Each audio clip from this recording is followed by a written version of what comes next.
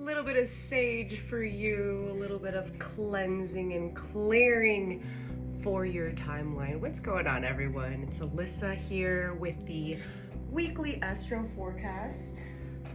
Just drop the sage right back in there.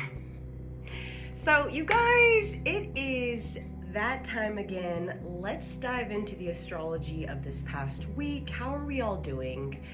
I am so incredibly relieved that we have Neptune direct. Anybody else feeling that? Raise your hand if you have been personally victimized by Neptune. For real though, you guys, this has been quite the transit. Talk about a 14-year cycle, okay? That is the last time that Neptune went into Pisces, so we have quite the timeline to really look at, reflect on, and to honestly kiss goodbye and say thank you for the lessons. If you have major Pisces placements in your chart, you're going to be feeling this big time. But even if you don't have placements in Pisces like myself, I just have my 4th house ruled by Pisces, you can really see how it's shifting and changing your inner world, your belief system, your consciousness, even your astral plane and your dreams right now might be really showing you what needs to be uncovered, what is looking for your attention and your validation.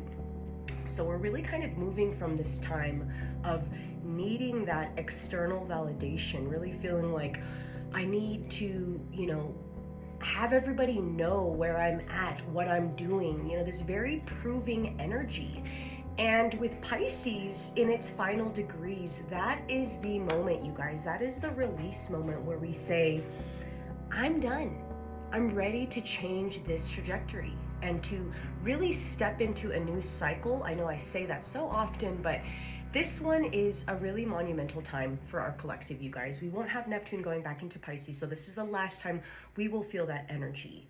Now, on top of that, we had this Mercury and Uranus opposition, okay? So they were against each other in the sky, and what happens when we have that opposition energy is things come up.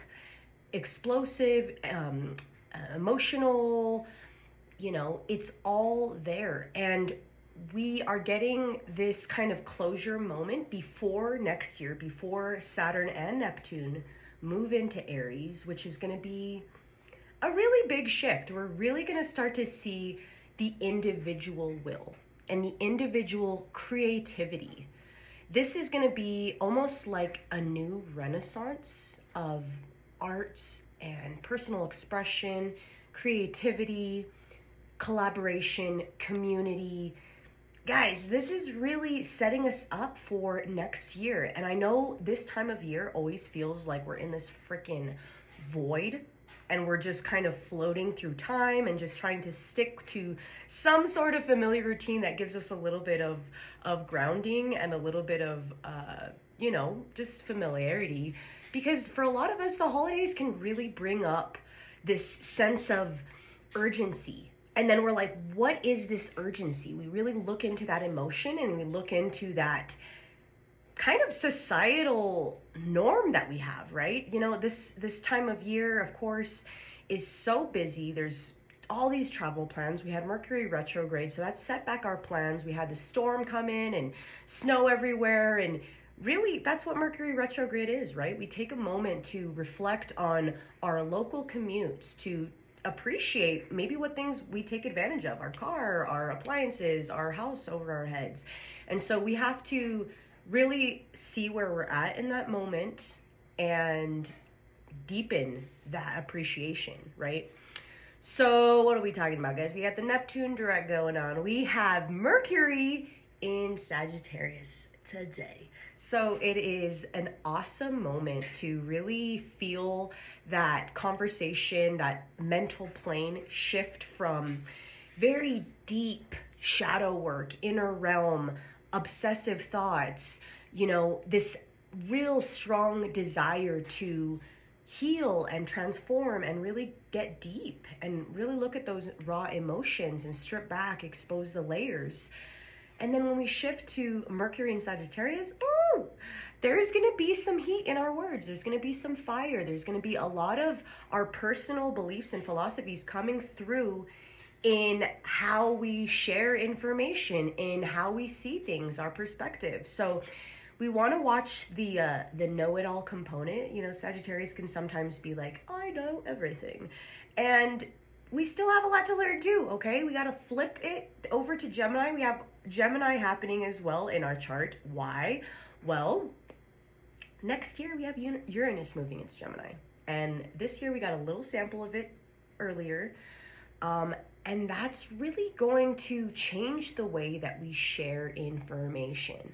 So part of this energy and placement of kind of this void energy and like, I'm not really sure what to do, we just have to keep showing up. That is really what we have to keep doing, you guys. Keep showing up, keep being positive and enthusiastic, keep that momentum going. The naysayers in our life, we have to cross them out a little bit right now. We gotta stay on that positive trajectory. Why? This year has been a ton of work. It's been so much inner work. So we don't want to throw that away, okay? We want to acknowledge all of this hard work we've done. Have some fun. It's Sagittarius. Live in your beliefs, live in your philosophy, dive into something that intrigues you, that's of the higher knowledge, that's, you know, the occult or in spirituality, you know? And what else do we have, you guys? We've got some other deepening in, sorry, I got some text message come through. Distraction. So we got Capricorn energy coming up, you guys. We have Mars moving into Capricorn on the 15th. It's exalted there. Yes, we might have some conflicts with authority, with power struggles, with the government, with, you know, these very structured foundations with that Capricorn energy, but it's an exalted placement, you guys. So if you have Mars in Capricorn, you're going to be feeling this especially. But if you have any Capricorn placements, that's also going to be getting a little boost, okay? It's happy to be there. It's happy to resolve the conflict with a grounded, cool, calm, collected energy for the most part. Sometimes we get a little crabby and a little serious and intense.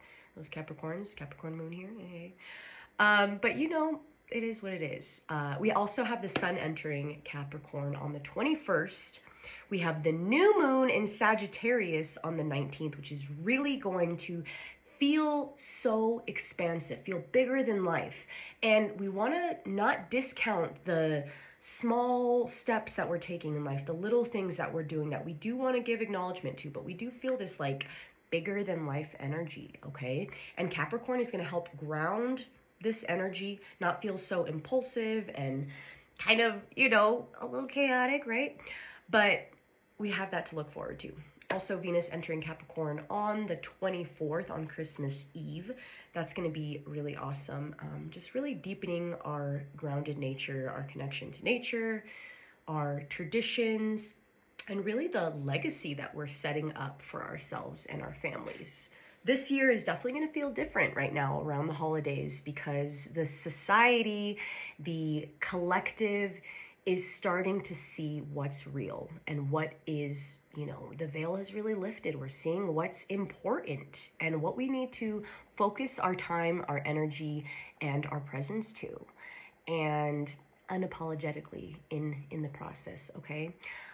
Thank you guys so much for being here. As always, I am so grateful for your presence, your energy. If you're looking to deepen your understanding of your own birth chart, you know where to find me. I have the Zoom session and I have the full written report, which is awesome. You have for a lifetime. So, you know where to find me. Love you guys. Have an amazing day, and I will see you next week.